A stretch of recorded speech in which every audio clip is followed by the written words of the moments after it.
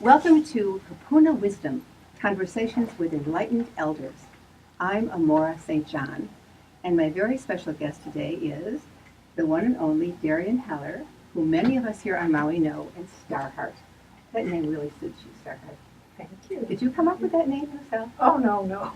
Who named you Starheart?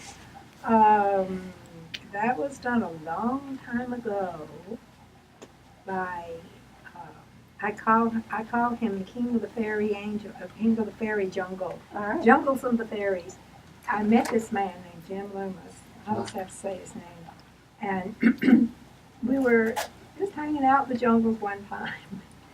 And, because that's where we stayed most of the time. We had a little house out there. And one time he looked around, he says, "Your name is Starheart." And I looked around and I said, "Are you talking to me?" And he said, "Yes." He said, "That's your name. I can't help it. That's your name." And I said, "Okay." But I really liked Darian. But he had been here for 15 years. So he knew everybody. I knew very few people. And he started calling me Starheart because that was his name for me. Now everybody calls me Starheart. Some people don't even know my name. I know. Well, it's a beautiful name, and it works totally perfectly on Maui, Yes. where we all have our little spirit names. It's a Maui name. It is. So I have some words that I wrote down to describe you. Oh, how wonderful. Are you ready? Think. As by way of introduction. Yes. Wise Kupuna, amazing artist, pioneer in group dynamics and facilitation, founder of Angel Ohana's on Maui, sculptress extraordinaire, beloved friend, cosmic crone, mother and grandmother who recently went hand gliding with her son, Yes. and a published author. That's amazing. So first, but I have to ask you, how was it? I have been meaning to ask you, how was it hand gliding, jumping up into the air, floating free, for Well, you just recently, right? It's the most amazing thing. I saw the video. It was awesome. Because my son had asked me for many years, every time I'd go back to California, if I wanted to go hang gliding. And I said, there's not one thing in me that makes me want to jump off a mountain and go hang gliding, even if I have these little wings on my back. And so I'll come and watch you. So I would go and watch him every time. I went to Mount Ham, I went to on top of the mountain here, Haleakala, several places that he would jump off the mountain and go hang gliding. It always landed on the beach. So one day I was over there and he called up and said, "The winds are perfect for hang gliding." It was fabulous. Were you scared? No. No. That's what was so amazing. It was absolutely exhilarating. And to be in that hang glider with my son, we both, when he found out that I wasn't going to be scared, he started diving around and zooming around, and the birds were beneath us, the trees were beneath us. And we were both yelling like two little kids. That's that was so the great. most wonderful thing because we both became kids together. I know. And it's captured on video, which is the best. It's Yes. on YouTube, isn't it? I think don't you put it know. on YouTube. I don't know where it is. It's out there somewhere. Well, let's just do a little segue, because I want to know the moment that you had the gem of the idea to write this book, which I'm going to hold up for the camera to see. This is Starheart's new book. We got a shot of that, Chris? Deepening Our Connection, A Guide to the Wisdom Years. Mm-hmm. And just like you knew you were supposed to take that hand gliding ride with your son, what was the moment when you said, got to write the book? I think it's when so many groups called the Angel Ohana began to pop up all over Maui. I started the first one for myself, never dreaming that anybody else would do this. And So let's just say Angel Ohana is what this book is about. the Angel Ohana is, the book is about a lot of things, actually. One of the things it's about is how to organize and facilitate and have an Angel Ohana in your life with a group of your friends. And Starheart, let me just add for people who are watching from the mainland that Ohana in Hawaiian means family.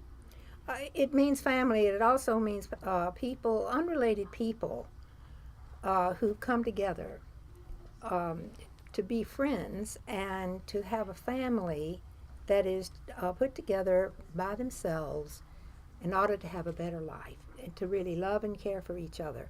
So that is exactly what the Angel Ohana is. That's what it is, and it's a group. It's I'll let you ask me more questions about it later. But Okay. you've asked me one question, I'll have to ask that one. So the first one was just for me and I and my friends, you know, because we were entering a time of our lives in our 60s, 70s, and there was even a woman in there that was 90, Wow. in her 90s, who was with us had been with us for a long time, and she and we were just needed to really come together because we were all getting to be a little bit older, coming into our later years, in a culture that really is a youth-oriented culture. Mm-hmm. So I felt like, who was I going to turn to in order to find the wisdom that I need to be able to embrace these years, because there were going to be a lot of them, Yeah. since we're all living a lot longer than we used to, and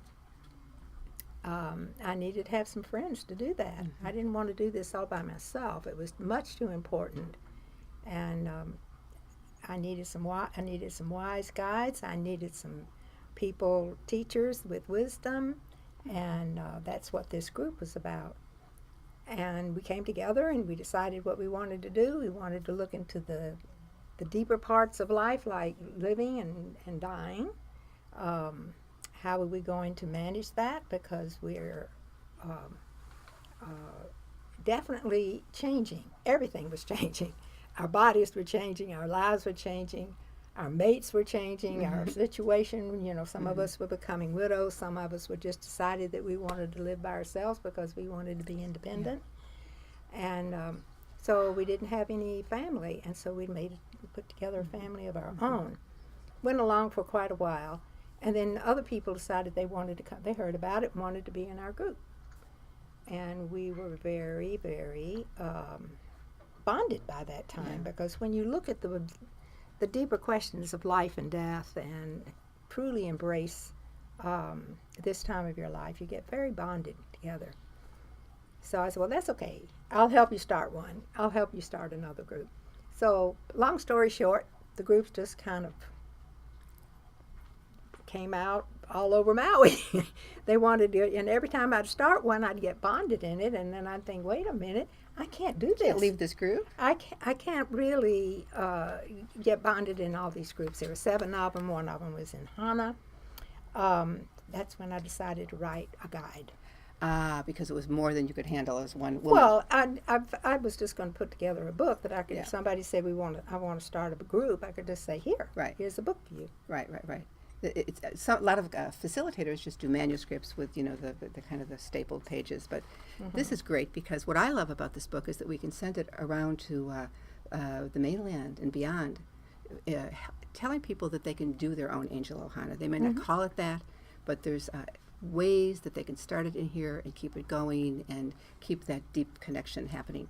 And that's the power of it. So you had the gem of an idea. You said I've heard you say many times you thought you would never write a book, but you just felt you needed to share the wisdom. Well, I didn't think I'd ever write a book because my mother was a writer. And I saw her when I was a little child. You have to talk about your mother. I was so small that I could look over the crib like this, and my mother was stomping around the house, smoking cigarettes, and I found out later she was saying a lot of 4-letter words and throwing wads of paper in the corner. And I didn't know what she was doing. I was too little to understand it. But as I got older, I realized that she was writing novels. Oh, that's right. And I thought, wow, I'll never want to do a thing like that. That sounds really gruesome and painful. You know? She was writing like romance novels, wasn't she? She was writing romance novels. And she was definitely a romance kind of a person. But you thought you were never going to go that She was route. writing for things like My True Confessions. Wow. And all the magazines like that. And then she began writing novels. Novels. No. Well, And it's I in your found it's in one your novel genetic one day. makeup, Starheart, to be writing then. Hmm? It's in your genetic makeup to be writing. Well, I called on her many times Yeah. when I was writing this book. I bet you did. Yeah. That's so beautiful. Wow. Well, I just want to share with our audience that my experience of an angel Ohana, just from a little testimonial, is that when I moved here 2.5 years ago, I left my family. You know, I was alone. I had many friends, including most of the people in this room, but I didn't have people I knew I could live and die with. And my highest intention in moving here, aside from taking care of myself financially, was to get an angel Ohana started. And I'm so happy I did. Some of them are I'm so happy you did too. I know. Because you were the first person that ever had the idea Yeah. of putting men and women in the same group. And hasn't it worked out great? It's wonderful. I know. You were the one that, it was your idea, and I was sort of hesitant about it Yeah. because men and women in the same group and often the group becomes about men and women. And the angel Ohana has a very specific focus. So I thought, well, Mm-hmm. I'll try We'll try it. anything. So let's just try it out and see what happens. Yeah, yeah. And it's happened. It's really a wonderful group. It is a wonderful I like it. I wish all groups were like that. I know. Well, one of the other reasons I wanted to start it is that I had cancer almost 6 years ago now. And, I had a little bout with my own mortality. And I thought, wow, what if it comes back and I have to walk this path alone? And the Ohana now is it's like my Yeah. safeguard and my community. Right. Well, this is the time to put your friends together Yeah. because it takes a while Mm-hmm. to really deepen into that kind of connection of people that you really want to be with you at your time of dying. Yes. Because it's a most important time, very much so. Yeah. It's a beautiful time of your Yeah. life, Yeah. a powerful time of your life. And you want very dear, close friends to be by you. And those friends who have gone through all that we have gone through in the Angel Ohana, there's one theme called Embracing Our Mortality, and which is totally different than talking about dying or death. It's really an embrace, which means, bringing it in close to the heart. Embracing our mortality goes very deep. Yes. And when you're with a group of people who have an opportunity to go through this with you and answer the questions that come in that particular theme, you become very close. Oh, you have to. The other thing I love about the Angel Ohanas, and I think people should know this, is there's something called the 5 wishes. And we fill them out together. We look to see who we want to, I hate to say it this way, but pull the plug and let you go. And how you want your end of life to look like. Mm-hmm. So say a little bit about what those 5 wishes are. The 5 wishes are, it's a health directive. And you choose 3 people to be your advocates. 3 or 2? I thought it was just 2. No, well, I have 3. Maybe it is Okay. 3. Maybe it is 2, but I have 3 of them, and you can have as many as you want. But I recommend. Can you? I didn't know Well, that. of course you Okay, can. I suppose you could. But I think, having a small amount and choosing somebody who will really stand up for you, because those people are going to be your advocate if you were to have an accident or have a heart attack or slip into a coma and cannot make decisions for yourself. Yeah. Those people can say, this is what this woman wants at this time of her life. She can't make any decisions herself, either to stay with the tubes and keep her alive or not. And it's much more complicated and specific than that, but that's that's what the 5 wishes is for you to be able to say now, while you're in this frame of mind where you're conscious, to make decisions for yourself at a time when you can't do that. Yeah. Now, do you recommend that family be amongst those people, the 2 or 3? It depends on who that person is. I think in general, I would say not to have someone in your family because there's an emotional tie there. I would think so. It would be more difficult decision, I would guess. Right. Yeah. So let's talk a little bit more about the book. The first section really is your vision for these ohanas around the world and how what the content is, and then you talk about how to set it up. That's what I'm excited about this book, is getting more circles of people going based on this.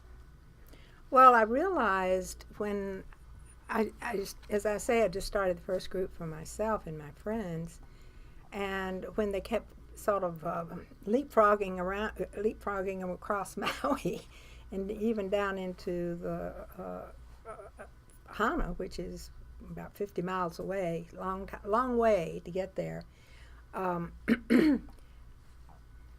I've realized that I somehow a chord, like on a ukulele, had been struck, and something really resonated with what was going on. There was something that in the whole of the universe, I would call, wanted to happen, because we do live in a culture that does not honor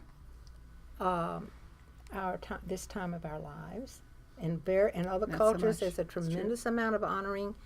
In fact, people can hardly wait to get to be 60, because they know people are going to go, oh my goodness, we really honor you for living so long. Used to be 60, now it's a lot longer than that. Yeah. But at 60, like in India, what happens when you're 60 in India, you can let go of your household, you can start another whole life. It's just natural.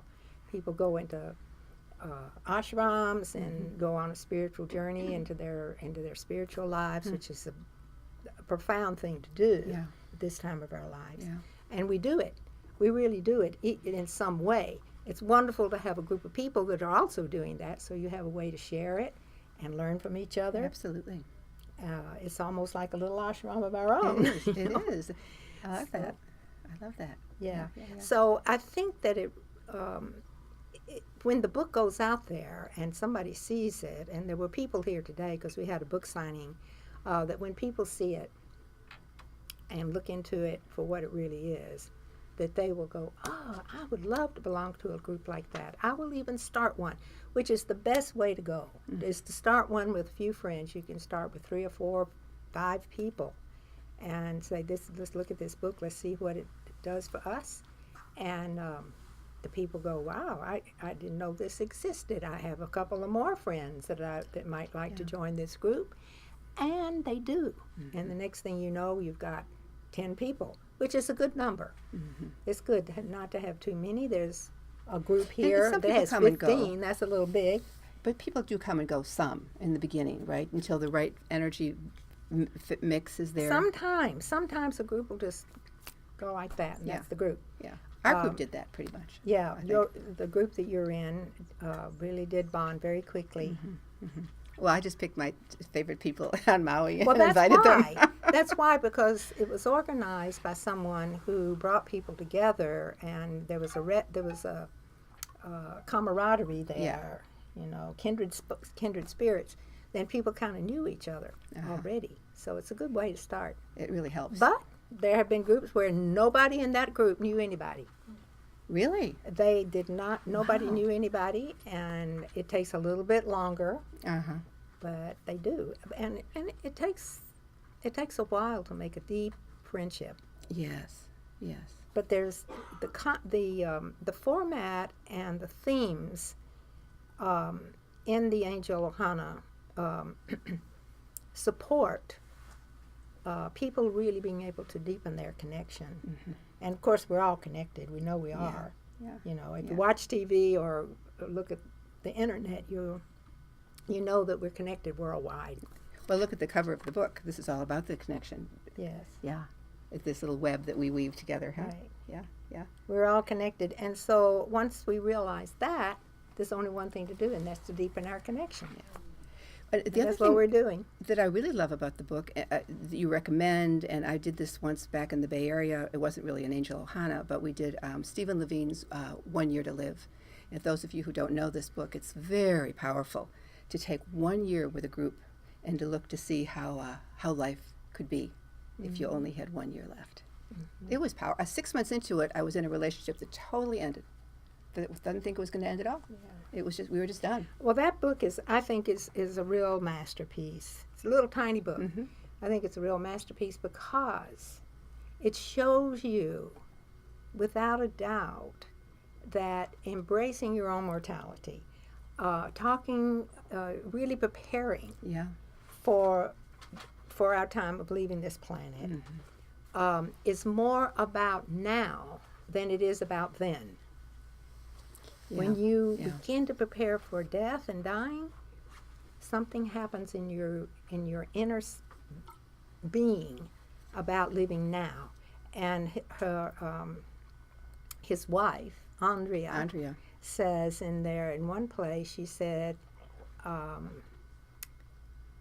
we die the way we live. And when I read that, I went, that's it.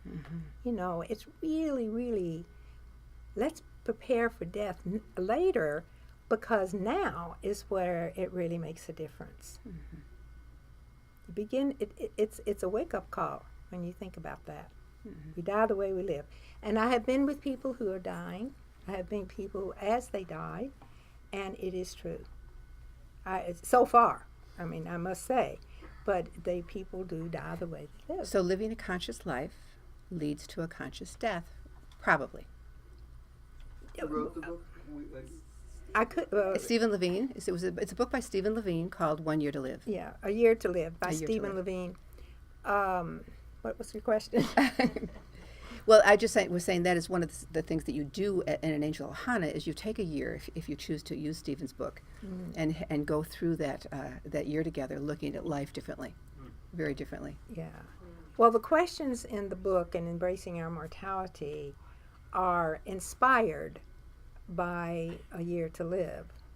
And everything in the book isn't done in questions because nobody really knows the answer, but we all combined, because everybody has a chance to respond to the questions. Everybody we meet in a circle, and everybody in the circle has a chance to respond.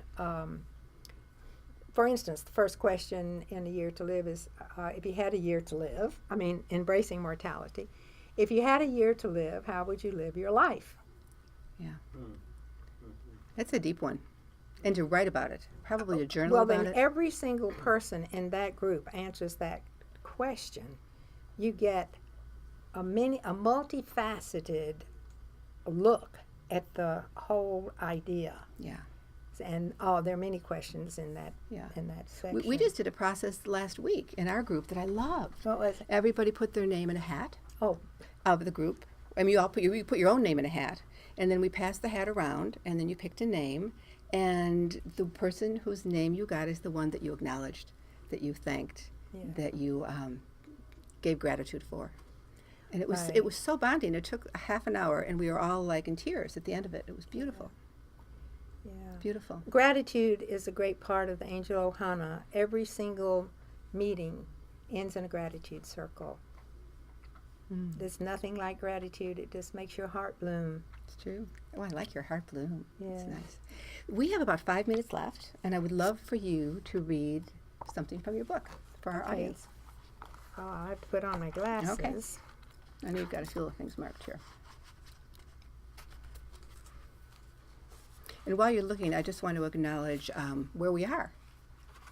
We are at my friend Judy Levy's beautiful store called Awakening in Paradise. For those of you who live on Maui, be sure to come and visit. We are in the corner of the Long Shopping Center on North Kihei Boulevard, and it is really Maui's only independent bookstore, aside from Lotus Heart, which is up in Haiku.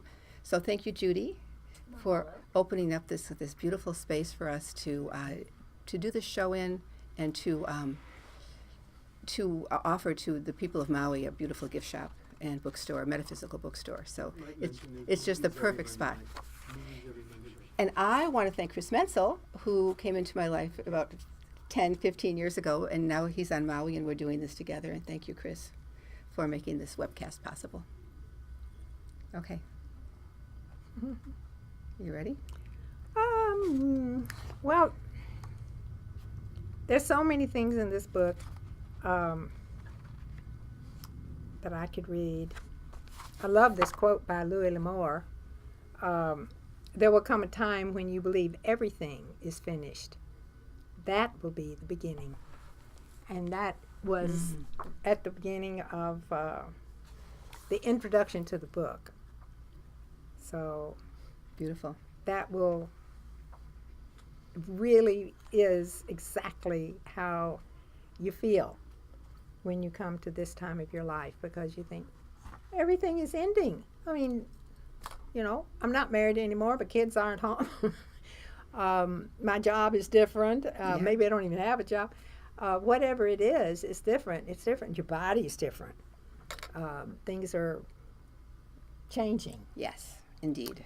So you think, well, something's ended, but guess what?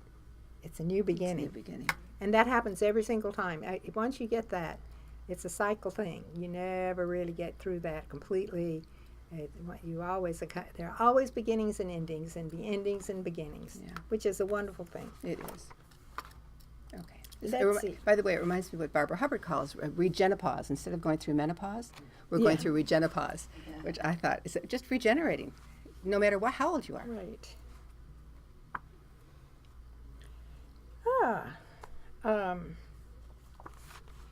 Okay. Well, Okay. I think I'll read this because it's the preface to the book, and it talks about what deepening our connection is really about. Good. And then we'll tell people where to go to get the book. How long do I have? You have 3.5 minutes. How's that? 3.5 minutes. No, take All right, your time. ring the bell if I'm going on too long. The spirit of this book was a seed of inspiration planted in me long ago by my mother. The story of Ender's Net was that seed that grew into the realization that all life everywhere is connected. I was comforted to know I was not alone and belonged to something greater than I could imagine. And I was only 6 or 7 years old when she told me this story. Wow. And I was an only child. Uh-huh. I was a lonely child. Yeah. Because we lived way out in the country. And to know that was like, I'm not by myself. I belong to everything in the world, and I belong to the universe, and the universe belongs to me.